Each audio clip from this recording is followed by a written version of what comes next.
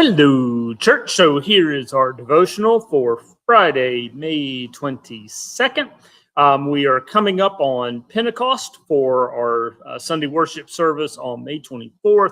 We're also going to be having our Memorial Sunday as a part of that day. And in the life of Palm, that means we're uplifting the names of those who have died over the last year as we commemorate their journey in time of passing. Today we step into what is likely, by a long shot, the most familiar portion of Ecclesiastes. We're going to focus on the first 8 verses, which is done in a poetic way, and then we'll tackle some of the next sections as we go through.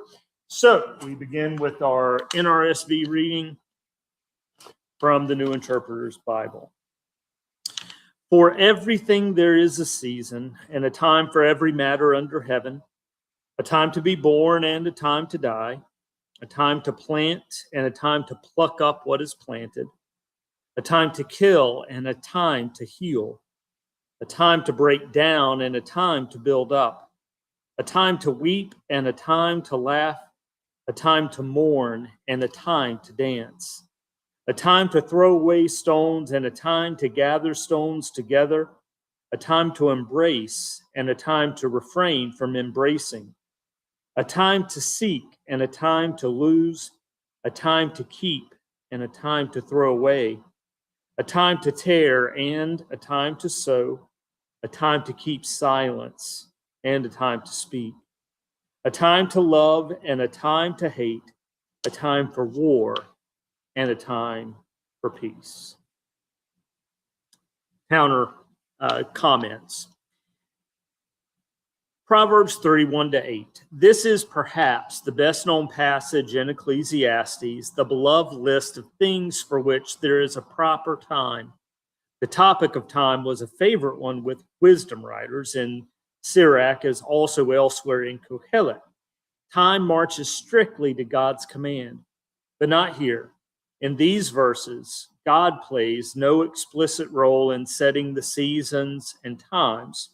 In this passage, Kohelet does not say why things occur at their appropriate times. They just do. Only as he reflects further in the enigmatic ensuing prose passage of 9-15 does the teacher invoke God's rule in the matter of time. In 3:1-8, the teacher does not describe the inexorable cycling of times as another absurdity, nor does he frame it with despair. On the contrary, he endorses it. Time is not out of joint. For everything there is a season. Here at last he finds solidity and dependability. It is good that there is order in life. It is good that there is a time to die that stands over and against the time of birth. For to have it any other way would be to admit that there is no order at all, but only arbitrary and erratic events. In chapter 3, verses 1-8, the teacher is able to affirm that the polarities within which life must be lived are both discernible and secure. One can wax enthusiastic about the moral possibilities of some of the items on Kohelet's list of things for which there is a proper time. For example, that there is a time to keep and a time to throw away in verse 16 invokes the two virtues of prudence and providence. It is good to know that the cosmic orders provide a place for saving against a future rainy day. Even ants do it, which we heard in Proverbs 30. Kohelet seems to open the door to prudential moral behavior. There's also a time to throw away. Now the virtue we call generosity is about throwing away, about the unstinting pouring out of good things on those around us. We call God's generosity providence. The Bible also knows that human behavior can be providential. The idea reaches a key point in Jesus' difficult teaching from Matthew 5:48. Be perfect, therefore, as your Father is perfect. Taken by itself, that verse has served some people as a disastrous invitation to excessive scrupling and perfectionism.